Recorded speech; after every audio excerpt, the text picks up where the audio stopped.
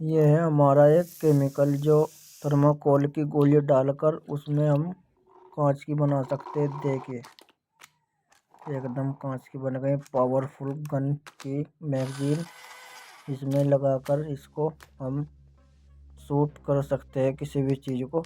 ये देखिए निशाना क्या गजब, कहीं कभी लगा सकते हैं।